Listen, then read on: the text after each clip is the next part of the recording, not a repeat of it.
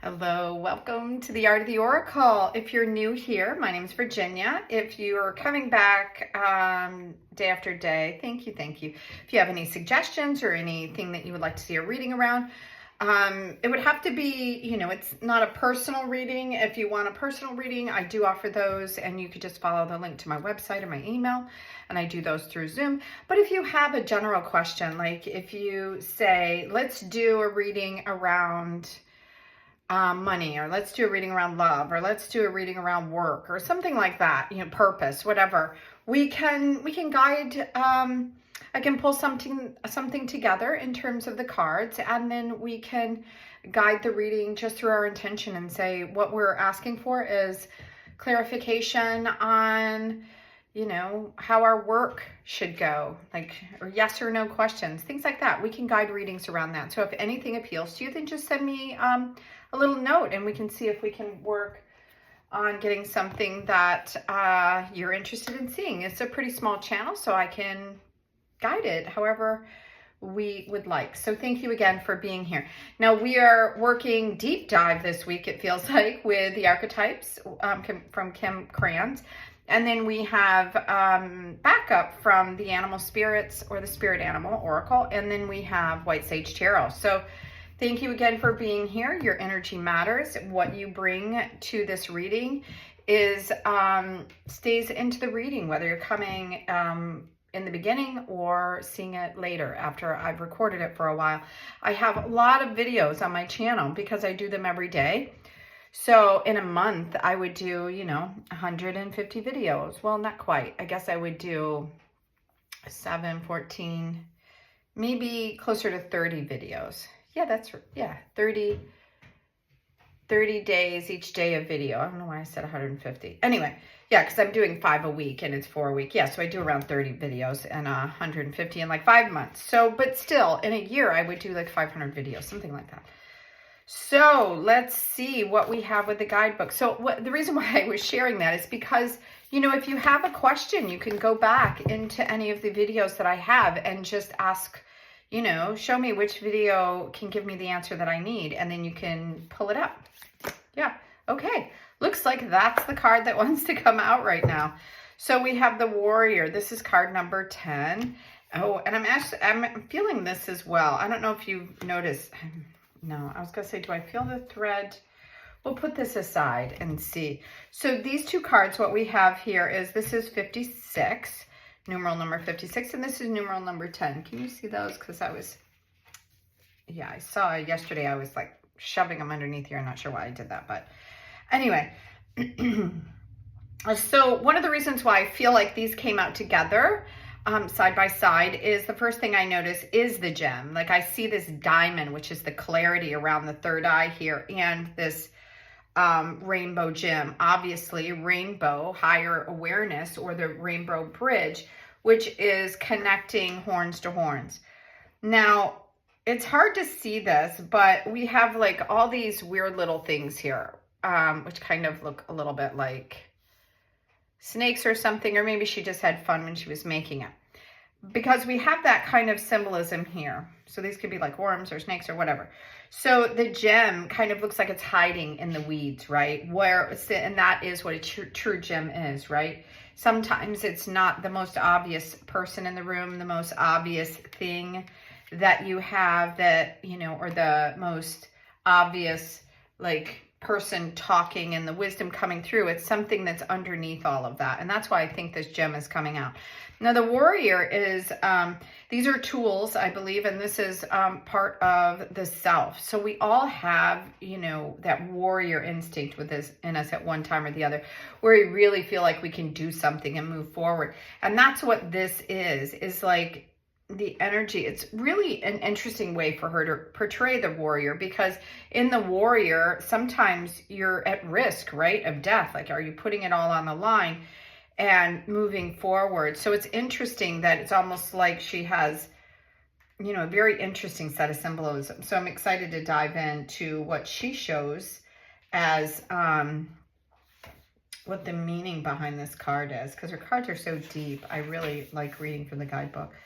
So The warrior represents in this card the samurai, the soldier, and the advocate. And it says here that a lot of times, like what I was thinking, the warrior is an armed figure with a sword and hand moving blindly towards battle. Yet the deeper aspect of this archetype brings us face to face with death. That's why, because that's what I was kind of feeling, is this little death and rebirth, but I wasn't sure if I was getting this right. So, what that means is, when we move towards conquering something, like a soldier would do, then we're killing an aspect of something else. And when we're becoming an advocate and we're championing, becoming a warrior for something, we're building something up or creating something. So you can see kind of how this card might have the duality of that. So the warrior stands precariously at the edge of life and death, trusting the eternal guide and the sword's blade. And to me, the sword's blade represents your words. It's the air that you speak. It is how we cut through illusions sometimes, how we create illusions. You can see the duality in just the words and everything being presented. They could be soothing words or hateful words. They can be inspiring words or confusing words. So yeah, this card in itself is holding that duality. The warrior loses its scent. Oh, hold on. The warrior's work requires presence, alignment, and purpose. When the warrior loses its center, it creates this meaningless confrontation and violence, kind of as a default. Because, sometimes when I don't know if you've ever been in an argument and you're just arguing and you don't even know why, because you don't necessarily, you're not invested in what you're saying. It's just that the other person just feels like they have to be right. So you feel like you have to teach them that they're not always right, or whatever it is. Like, you get into these battles sometimes that are just lose-lose. And it just creates conflict for the sake of conflict. It doesn't really do any other purpose. So when this card appears, it's important to question what is the battle at hand. And we all have battles going on basically almost all the time. Like whether you're just battling your hair with a bad hair day, or there's some really serious things like you're battling an illness, or you're battling coworkers at a job and trying to get a better positioning to make more money. Whatever it is, there's almost always some sort of battle, internal, external, battles that we see, battles that we don't see. And then there's collective battles that we seem like we're fighting. So like if you're pro AI, you want the AI centers to move forward. And if you've decided that you don't want people, I mean, what's the point of gathering all this data just to kill off half the planet? Who's going to use the data in the end, right? Like, where's the data going to go if you're not alive to see it? So it's like that kind of thing, the yes or no. So the actions you take will stay with you, like when the dust settles and when everything clears. And I think that's part of bringing in what we saw yesterday, is asking, like, what are you holding on to? What are your beliefs? What are your mementos? What are the gems, the amulets, the things that you are holding true to? Are they still true for you? Do you need to move on? Do you need to let some things go? Like I was saying, that's what I was hearing. It's very important for me to let things go right now. So it's asking you, it says, as you draw the sword, realign with the eternal wisdom within and then surrender to the battle. Because we really need clarity when you're going into battle. Don't go into a fight like it feels like what we're doing over in Iran. Nobody really knows what are we fighting for over there. I think it's something hidden. I really do think it's a hidden agenda.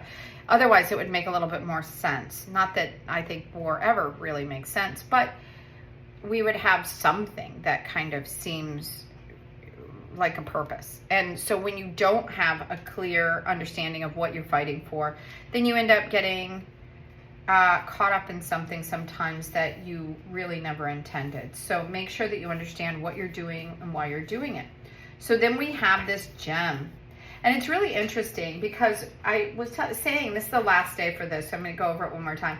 But these are places and tools, and this gem is under this tools category.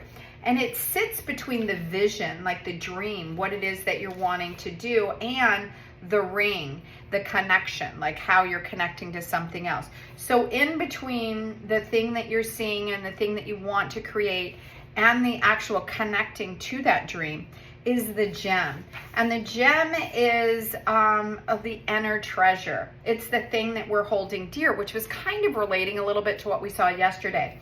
So there's an infinite, it says there are an infinite number of names for the gem. It can be gold, it could be diamond, it could be, like I said, ideas and people and just hidden things. The star, the talent, the gift, the gold. One thing for certain is that it is found deep within a substance that is very much unlike it. For example, a diamond in the rough. The gem always stands in contrast to its surroundings. Interesting that the gem is in contrast to the warrior. This is something much more hidden. And I think that that's the other thing, is that it's almost like revealing, like there's a hidden agenda sometimes in war. That's what I see outside, is that administrations or countries or belief systems, they're not always, upfront about what it is and why we're doing the thing, because they really don't trust the people around them, or they don't trust that other people are as smart as them, or whatever it may be. There seems to be a hidden agenda. The gem stands in contrast to its surroundings, so you can't find it when you're among comforts and pleasantries. That's interesting. Precious stones develop slowly deep in the earth amid pressure and darkness. So discovering the gem requires a descent beneath the surface. Yeah, what is the hidden agenda? What is the thing, like I was saying, not everything is as it seems. So it says you go beneath the surface where there's no definite map. Yet the longing to touch the true gem within us, which is held deep within us, is so strong that we cannot help but seek out its radiance. So your gem, like your destiny, is unlike any other in the entire world. So keep digging.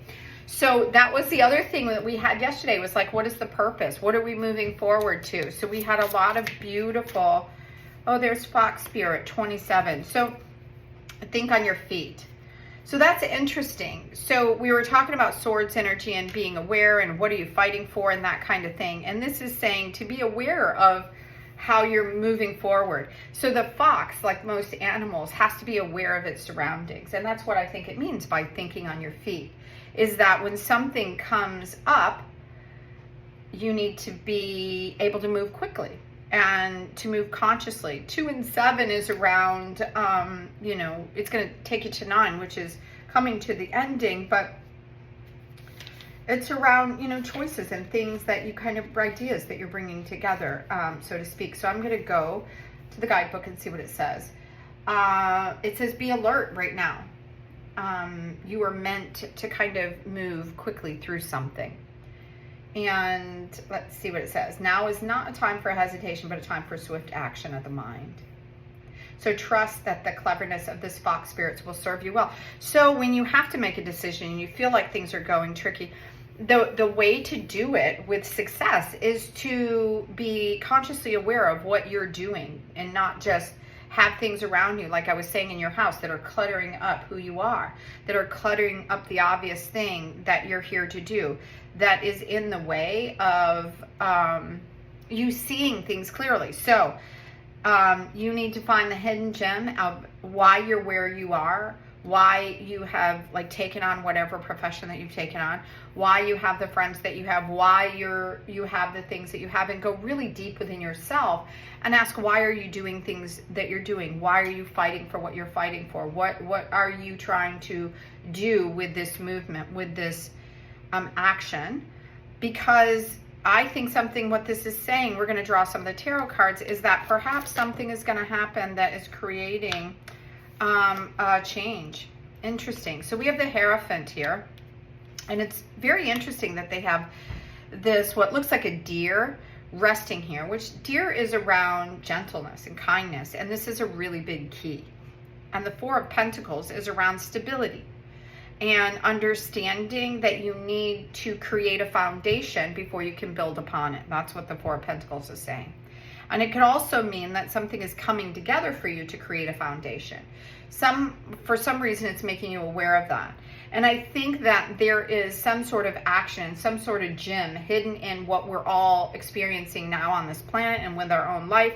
And there may be a moment where it's all gonna come together and we're gonna go, oh wow, we need to move really quickly and go in this direction versus that direction to create stability. The interesting thing is the 5 is around change, but the Hierophant is also around like higher awareness, higher, it could be government, it could be laws, rules, regulations, those kind of things. It could be able to see what you need to see, to be able to move in a direction, like when things are going your way and you have legal matters happening.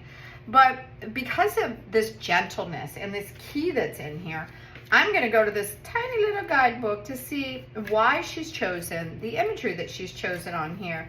Because the Hierophant it's a very interesting card, because it can be, so in the Light Seers Tarot, you see like a sage sitting in front of what looks like stairs to higher awareness. So it could also represent that kind of teacher within you, right? That higher learning instead of just higher like governmental things. It says, this is all about learning and judgment. No need to search. The answers lie deep inside. Isn't that interesting? So I'm so glad that I went to this. The deer knows how to be a deer. Although she is vulnerable, she is confident yet relaxed. So that's what it's saying, is that relax the keys within you, that you'll understand what you need when you need it, and not to clutter yourself with things that aren't important. Stay focused. Don't move forward without, so there's like a death and rebirth situation going on here, because in the warrior energy, it's asking you to be clear about what it is that you're moving towards. What is it that you're trying to do? And to kind of surrender. Don't be fighting just to fight. It says literally to, as you draw the sword, realign with your internal wisdom, with your knowing, and relax. It's not about the fight. It's about what you're trying to achieve, to move forward, to get closer to this hidden gem, to create this stability and the inner awareness of what needs to happen for you at this time, whether it's within you personally, whether it's in your family or community or the structure of humanity. Okay, very few cards.